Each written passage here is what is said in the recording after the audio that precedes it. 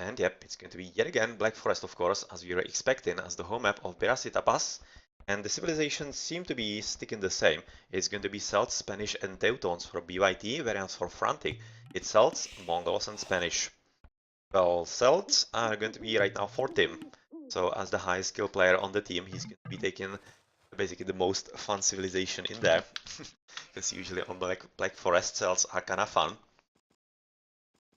Very interesting tier choice by Biras in Tapas, Teutons. That's something you don't see very often. I think it's like anti-Monk Rush choice. Okay. Well, I definitely was kind of curious about the Teutons, especially in there, in the starting game. So maybe they really don't want, or rather want something with monks or against them. Something like that, as we are looking at some funny walling shenanigans at the top between Tim and Pocho. We are probably having a bit of a pause somewhere, and it seems like that it's going to be just fine for Tim, because he was able to fend off Pocho Scout, who is going in with 2 villages, but he might be just a bit too late, because the palisades seem to be coming up exactly on time. Yeah, that's very nicely played. So that's going to be a bit of a waste right now for Pocho, because of course, he was thinking that there's going to be a bit of willy fighting, because he was under attack by the villager and the scout at the start. So right now there's going to be a bit of a difference between them. And does it actually play some big role if you send 2 villagers or 1 once it's actually not needed? Well, it depends how you need the walls. If you need them desperately to make forward walls, you usually send 2 or even 3 villagers on BF team games. At the bottom right now, it seems like the Happy almost almost got the villager trapped in there by the purple player, as he's actually, oh, he's been forced to send 2 extra villagers, so it's going to be 3 versus 2, but the 1 villager is almost dead from Happy, so he needs to be careful, and Cambridge also. So this is a pretty big fight right at the start of the game. Quite interesting to see, as they are going both for pretty aggressive walling, especially Cambridge. He was quite fast to wall up, and right now he's definitely not going to be happy about it, because he wasted a lot of wood on the palisade on the left, and he's not going to be having any kind of luck with that. But at least he was able to capture basically the teal scout, so that one is gonna die just now. But yeah, he definitely did at least force a Happy to send 3 villagers, so they are not gathering anything for the time being, and that might actually be pretty big, because Happy is already one of the lower villager counts in the game. So that's definitely not gonna help him in the advanced times in there. Cambridge got a little unfortunate map. He got 4 sheep and both boars trapped behind the forest. Like, he can access them, but he needs to get a very long walk to get them. It's kind of sucky. He will have to definitely mill for the boars, I would be expecting. That would be a pretty big loss for his map and for his gameplay. But since we are on Black Forest, which is kind of lucky, he definitely knows what he needs to do, and if he thought that it was just a bit too much for him, he definitely could have called for a restart. It might have been close by to there, because this is really the boars being closed off and the sheep as well. It's kind of sucky for him, but he thinks that it's going to be fine, so yeah, why not?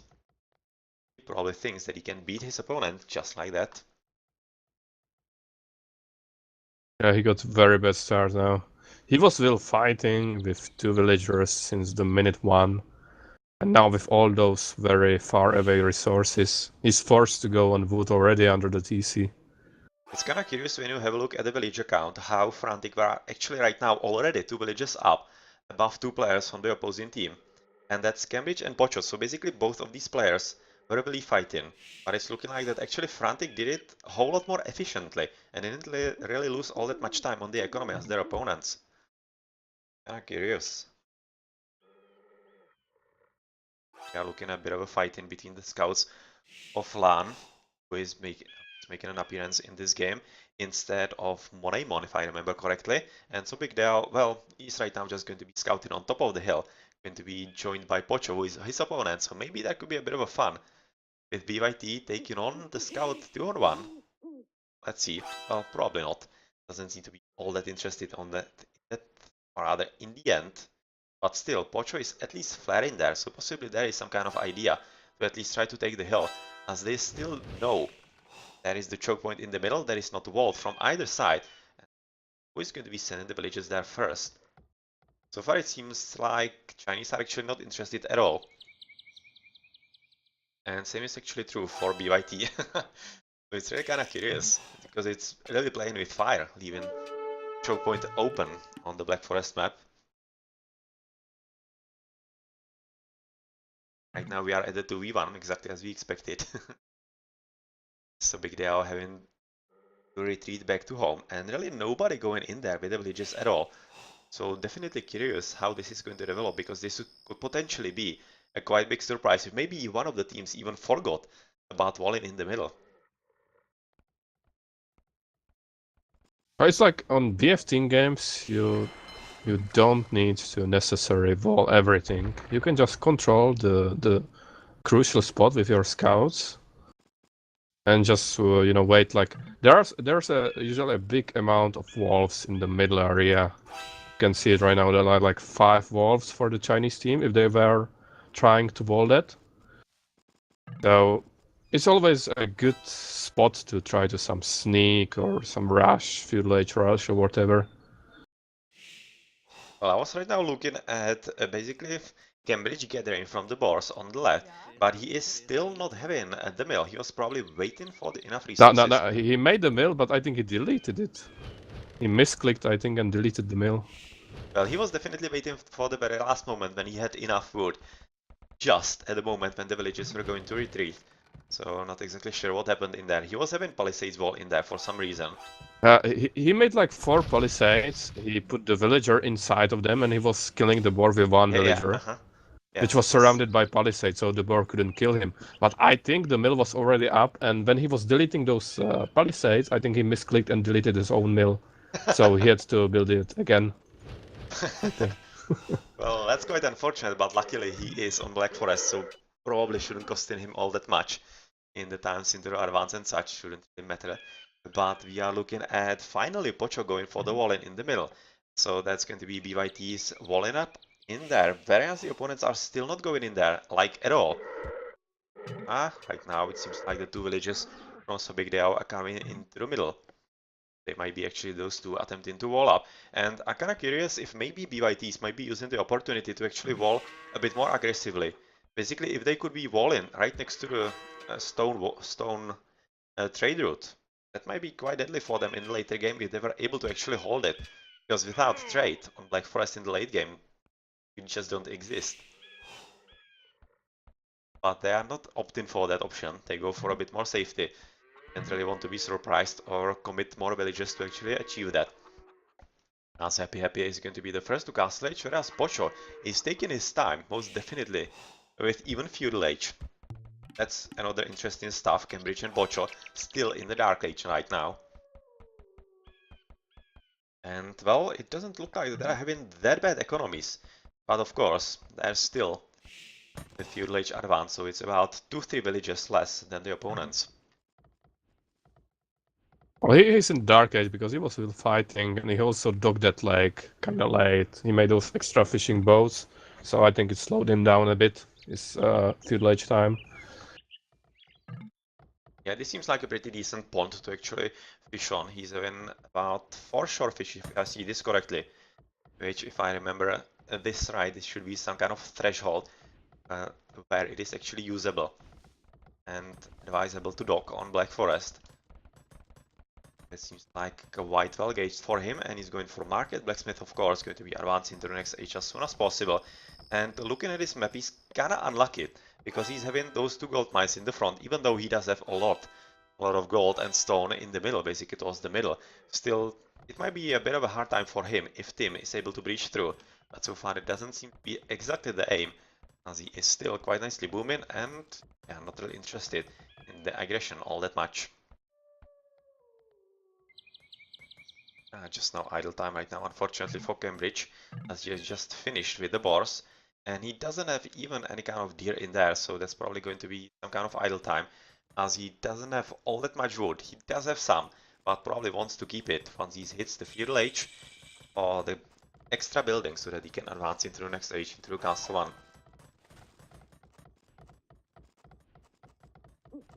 Unfortunately, it looks like it will be a pure boom game. No one is preparing any kind of rush, I think. Yeah, it doesn't seem so. Everybody's really taking things slowly, just going for as many villages as they can. Town center right now for Happy being built. On the left side, third at the bottom, so far 3 town centers for him. And he's going to be actually docking. He's having also 4 fishies in there, so that definitely makes sense for him. But it's kind of late docking, I would be thinking. Usually when you dock quite fast, right? Yeah. Usually you dock instead of making the mill. You add more wheels on wood early on, and then you make the dock and keep making fishing boats as soon as possible because it's an extra population, so it can help you a lot. Interesting position of the market by Cambridge. He actually built the market in the clearing on the left, so he definitely has to hope or have some kind of plan that he's gonna get rid of all the woodline in there. Well, he is Teuton. Might need some help or rather need to expect some help from his self-teammate with the siege managers a bit later. That could be a bit more efficient for him, but otherwise he's kinda curiously looking actually at the thin patch of woodline on the left right next to the market to actually push into the opponent's base as a bit of a surprise, I'm thinking. It almost seems like that might be some kind of plan because they were flaring about it a bit before. So It looks like that Cambridge is gonna castle drop, open the teal walls, and let's, I don't know, maybe blue paladins inside. Because he's definitely not booming, he's on a lot of on stone and gold. It might be some kind of fast aim with forward castle, just trying to open the teal base and let his teammate with some army inside, I think. Yeah, that would definitely be something nice to see. Because we are still lacking any kind of action, but that's usual on Black Forest, so as the sooner it comes, the sooner rather the better for us. Otherwise at the top we are looking at basically just supporting the wall in right now by Pocho, putting up the stone walls in there a bit earlier. We are looking at 4 town centers for him, so he's definitely going for a very heavy boom in there. He is already at 39-40 villages, even though that's not the most. He's probably going to be getting up quite soon, and the most villages so far is for the pocket player, so Big Diao and Happy is just behind him. Oh, it's interesting. It looks like it's gonna be a trap cut by Cambridge. Because he's building that castle in that corner behind the wood. Oh yeah, that's definitely a nice idea, and kinda curious that actually Happy is not paying any attention to this choke point, because he sees the map, because we are on export on Black Forest, so he should be realizing that this could be a pretty good access into his base. And since Purple can get in there, he does have the way through at the bottom. Well, this might be kinda careless from him. Now he's going with villages to the bottom, so what's going to happen from him? On the other hand, Cambridge is so late that even when he reaches in with this one TC trying to trap cut, it might be like minute 26 when he gets inside, you know, and basically Happy is gonna be almost imp by himself with much stronger eco at the same time. Yeah, Cambridge is right now having 15 villages less, and since he isn't really going for the boom-in because he's aiming for the faster Imperial Age quite probably, it's really looking quite tough for him if it doesn't work out. But I'm gonna check if maybe somebody is slinging in this game. Yet so far not. So it seems like that it's everybody for his own. In the pocket player for ByT Slan, he's having 3 TCs and booming as much as he can, but he's Spanish, so that's expected. He's going to be aiming for the Paladins in the Imperial Age, whereas Pocho is at 1, 2, 3 town centers as well. In setup quite alright, and the red player is having how many town centers? So 1, 2, 3, 4, so that's 4 town centers, exactly the same as Tim. And Happy is at 1, 2, 3. Is he having 4th somewhere? No, he isn't. So that's 3 town centers and 4th being built right now, right next to gold. So still not really paying attention to anything at all. Just everybody is booming. Coinage coming in for Pocho. So that's going to be slinging right there. It's going to be into Cambridge, right? That makes sense.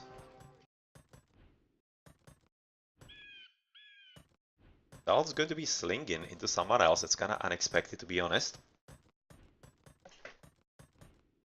On a map like this, and well, he is right now switching into Imperial Age pretty soon.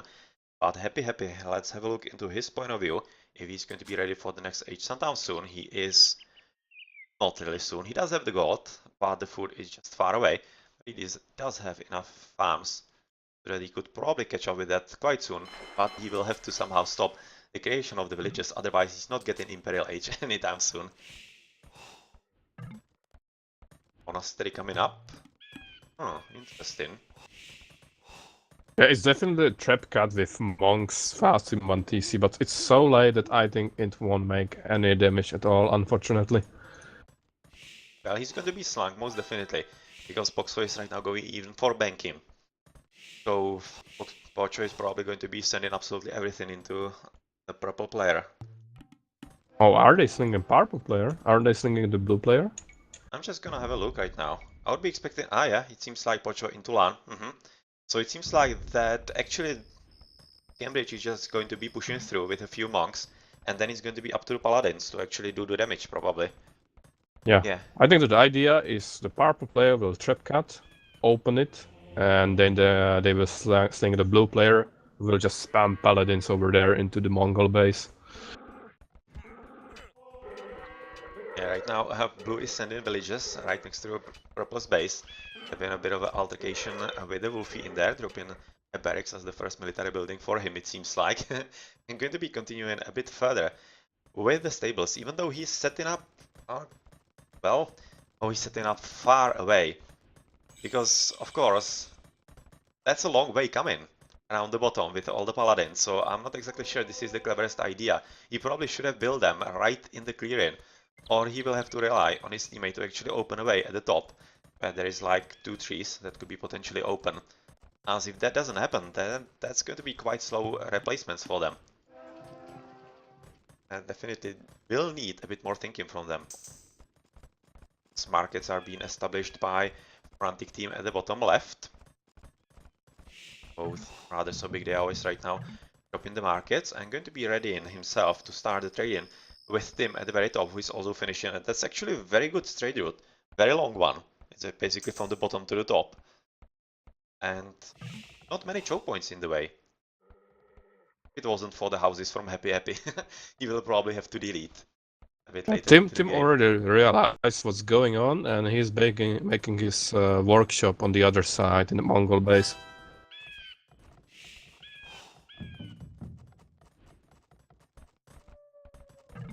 Yeah. It seems like that they are right now counting with the possibilities in here. Castle already coming into pretty nice position between the town centers, because it will be protecting the economy. He does have even the stone and the gold, and even though it might be a good idea to protect that, still, if he loses this position, he will be in pretty deep trouble, because he will be losing a lot of resources right there. So he definitely has to be careful about anticipating what's going to come. So Big Dao prepared with barracks at the bottom, as we are looking exactly right now at getting through the walls of the trees. Just now getting through. Knights are ready. Cavaliers and plate bard in armor getting researched, but unfortunately for them, all 3 Frantics are advancing into the Imperial Age just now. It's still going to be taking like 2 minutes. And, well, Happy attempting to build something, but he is already discovering that he's a bit too late. And oh well, Lan is actually going to be building stables right on the opposing side of the map. And, oh well, fortunately for them, Happy is already ready with some monks of his own, so he's going to be helping with that, trying to convert some of the knights. And oh well, we see a bit of a wall in action of the villagers from Red. That's nicely played. Cavaliers already in, with another castle coming up. Well, let's see how much damage actually can they deal. Stables from so big they are, so of course that's Spanish, that's going to be counter knights, aka cavaliers, a bit later, as we are already looking at the blue guys getting into the economy of their opponents and trying to find something that they could be killing easily. Maybe they will be at least disrupting the red player, as all the resources or other upgrades are coming in for basically everything. Bloodlines and guard, paladin, scale bardin armor and such. And it's really looking like that all 3 Frantics are going to be fighting at the bottom. And that's kind of curious, because they are expecting that it's going to be much more problem than maybe anticipated, because of the slinging and such. As at the top, not much is happening, just a monastery by Pocho. With the outpost so that he actually sees it. Maybe something was to happen in there. Whereas in the middle, there's not much, so not any kind of surprise, it seems like, from either of the players. So it's going to be all about the middle of the map at the bottom, and hoping to Good switch. job by Cambridge now. He's converting the team's buildings over there. Yeah, that's very nice. That's Yeah. actually quite unexpected, I'm thinking, because Tim was thinking that he will be helping, and well, when you actually convert the siege workshops with the units inside, they are not converted, right? Nah, they are not. So that would have been a pretty brutal bonus for him, of course, if Tim forgot But he about already it. converted all those barracks, so he can't help them with the halves right now. Yeah, right now Tim actually decided that it's better to delete the buildings and give them to his opponent, which is definitely correct choice with the siege workshops in there. That was a very nice reaction, but it's going to be pretty tough right now from so big Dao, especially because he was the one that was supposed to supply some kind of reasonable counter to the paladins of his own, because of course he is also the Spanish, but he's losing the buildings and he's just now going for cavaliers, whereas the opponent is already at paladins and almost fully upgraded. Basically they are halfway in there. They are halfway in there and they are really eating into the opponent's bases. Even though Happy seems to be quite ready with the 3 castles, they might not really last for all that long, as those 3 trebuchets are doing a pretty good job of taking them down, and this is going to take quite some effort from the Frantic team to, well, get rid of them, and they definitely are not succeeding. And here we see even the Teutonic Knight making an appearance in here, just one, but he's probably in there to help defend against the potential problem of some halberdiers or something like that. So yep, that definitely makes sense, and just to scare off the opponents. Castle being dropped, with stables being dropped at the bottom as well. So definitely very nice push by ByT, and it's almost looking like that actually Frantics are kinda surprised by this push. And even through their strong economy, and they are not having all that much of a luck in here, because Happy is being dropped to just 80 villages. 135 for the opponent, or rather for the allies, and 126. Whereas the opponent's Pocho 130, Lan 110, and even though Cambridge is at 56, it's not like it matters all that much because the slinging is in.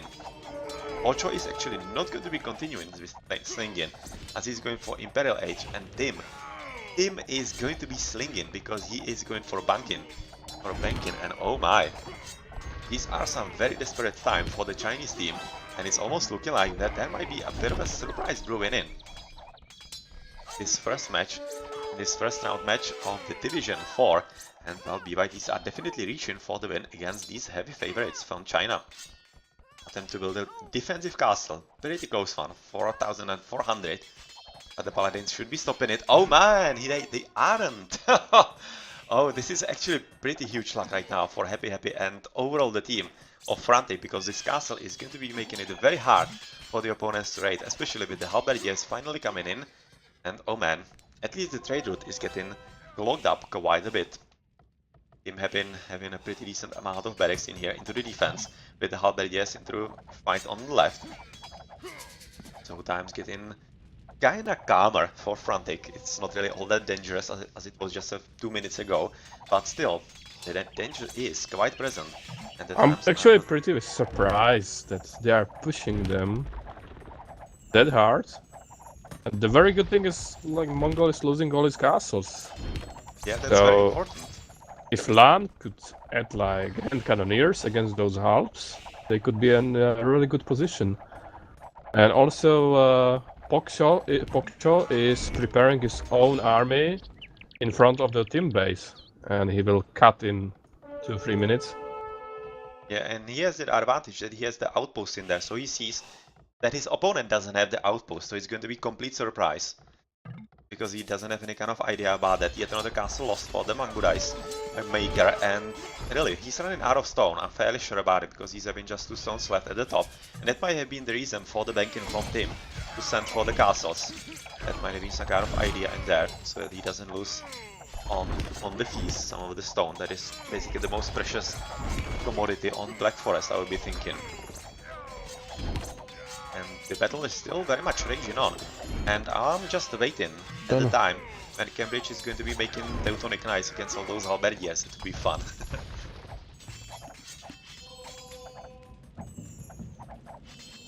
What actually is right now Cambridge doing? He seems to be just producing the monks full time.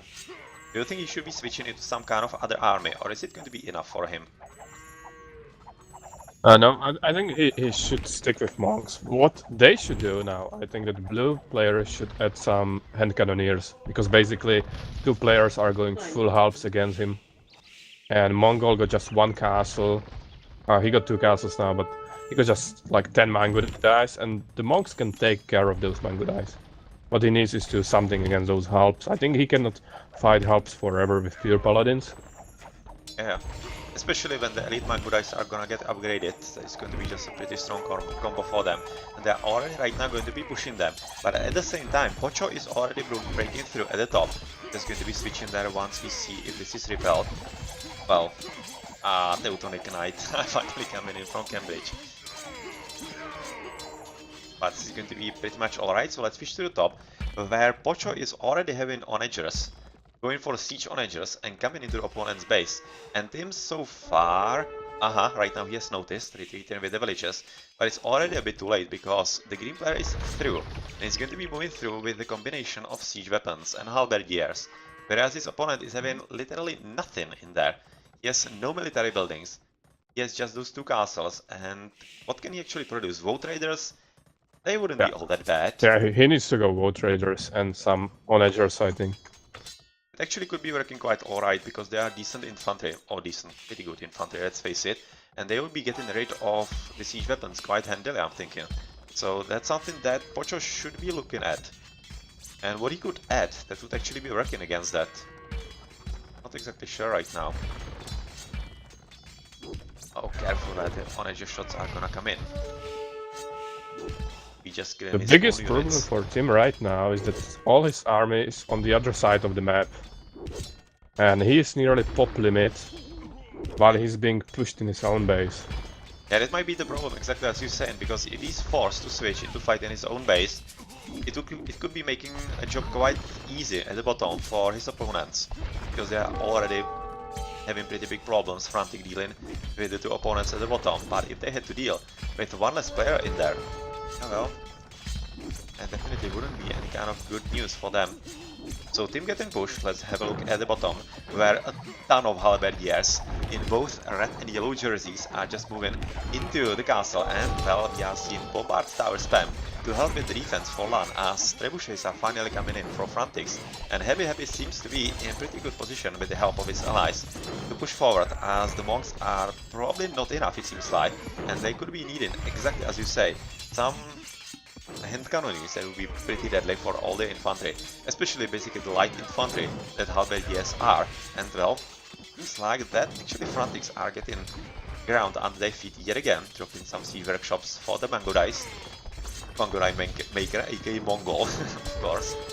And it's almost looking like that the battle is not going all that well at the bottom, and it's going to be up to Pocho and somehow win at the top, but probably not going to be happening either, as a Frantic team seems to be quite alright, exactly with the vote raiders, and especially with the squad of Mangurais just arriving from Happy.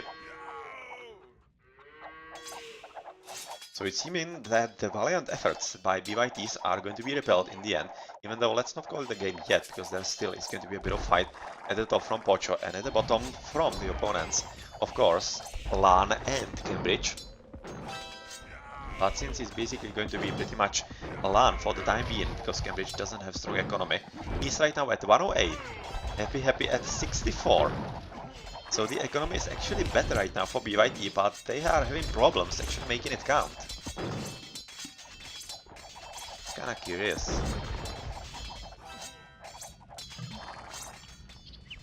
Happy just now starting trade, as, oh yeah, Cambridge is right now switching defense, trying to wall up the choke point in the position in there, and that basically means that they are giving up on the fighting on the bottom and just trying to steal as many stone piles as possible.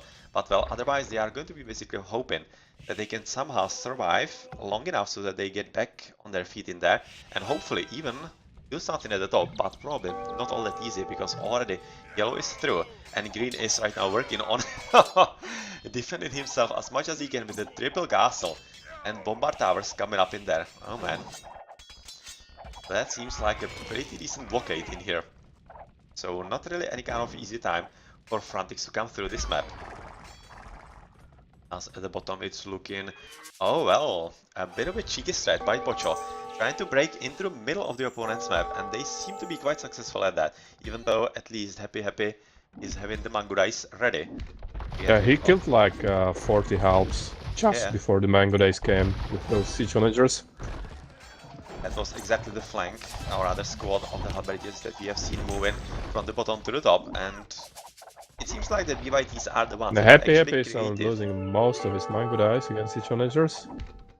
Not paying attention to his army. I'm kind of right now thinking that actually Frantics think that this game is more or less in their power right now. They had the problems and right now they have dealt with them, and what I wanted to say is that ByTs are on this map basically the creative ones. They are the ones pushing from either sides and going for the special strategies, but well, it seems like that the experience on the opposing team was enough to deal even with that. Yeah, just like you said, it's like it was an interesting strategy. Unfortunately, it was a bit sloppy execution. And I think Lan was too stubborn to just, beat everything with Slang Paladins. If he added those hand cannoneers early, when they get just pure halves, I think they could have made much more damage. And in the same time, when Pokcho was pushing Tim's base, that was a very good timing, but unfortunately, Lan was already being pushed away with those combination of tons of halves with some Mango Dice. Yeah, right now it's looking like that Happy is basically going to be controlling the clearing, which is not bad news for him. Definitely bad news for ByTs, even as they are trying to wall up, but they are not really going to be all that successful. They have to push the wall in, and they are definitely getting dangerously close to the trade route, and once the opponents breach through that, that might be just basically it, as Paladins are already being researched, rather done, by Sobigdeo, and that's the unit of choice for him. They don't seem to be having any kind of value. ByTs that they could be pushing through in the middle, nothing at the top. They are not going anywhere either, even though they are switching into heavy Scorpions. That's not a bad idea, even though the Elite Woe Traders, they are damn fast and they can close up very, very soon. As they are probably going to be attempting sometime soon. Now they are actually Pochos. Oh, scratch that. I was actually thinking they are yellows. And they aren't. This is Pocho army, and that's not really how bad. So he could definitely be having a bit of a fight with this opponent still, with Tim. Even though Tim is ready with siege managers himself and woe traders. Still, that could be some kind of interesting fight in between them. Whereas at the bottom, we are looking at basically almost the breach into Cambridge's home base, as the Paladins with the Mangurais are just waiting for it. And they are waiting for either siege managers or trebuchets to get through. And once they do, well, bad times come in. Bad times come in indeed.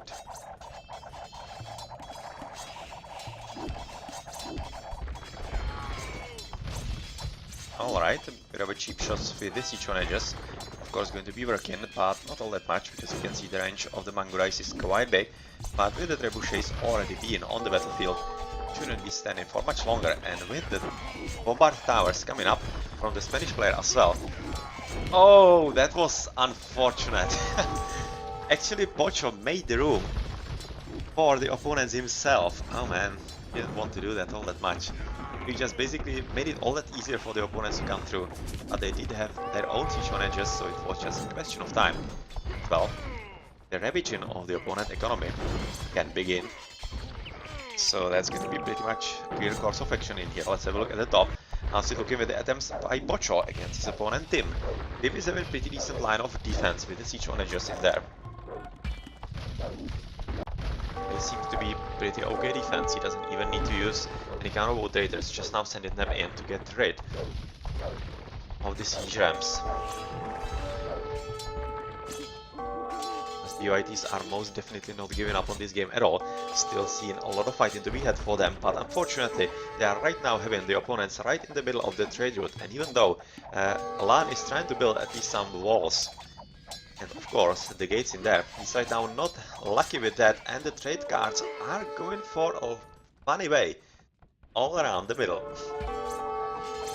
But of course they are getting absolutely slaughtered, so this is probably aiming for one and only as Frantic seem to be quite comfortably aiming for the inevitable victory in this game, even though inevitable, that's quite a strong word, because they were in very knee-deep trouble, and ByTs gave it a very strong fight, and actually weren't that far away from surprising their opponents, even forcing the resign in there, I'm thinking. Well, that's a lot of trade cards getting killed. A lot of them indeed. And of course, quite kind of desperate defense right now by ByT Lan, trying to secure any kind of land that he can with the bombard towers, but the GGs are coming in, and well, Frantics are going to be in the end winning the first match in RTS League Season 40 for them, 2-0 against ByTs, but ByTs, well, kudos, that was a very good fight on the first map, but especially here on the Black Forest. I think that you actually did give a proper scare to the Chinese opponents, because this was not an easy win for them at all, and definitely a very nice attempt by the Spanish clan. Yeah, definitely a good try by the Spanish team. We could see in this second game that the Frantic team is really not used to playing Black Forest team games. But they still have a huge skill and experience, and it led them to victory in the end. But I definitely think that if other clans study the games of their opponents, they watch the records or watch the stream, I think they might start picking Black Forest against Frantic team as well. Because unlike the Arabia game, you could see that there was some weakness from the Chinese team, which could be potentially abused in the future games. Yeah, they probably felt too comfortable behind the wall on the Black Forest and definitely underestimated some kind of cheeky coming through using the trebuchets or siege onagers and such. So they need to learn to expect that, and if they don't, well, definitely going to be good opportunities, as you say, for the opponents to surprise them. So they definitely aren't a team that could not be beaten. Just going through the achievements in here. Well, Pocho ended with the most villages 180, but I didn't really help him in the end. It was just a bit too much probably. Lan at 172. It's a bit too much in there in the end, but well, GG at any rate.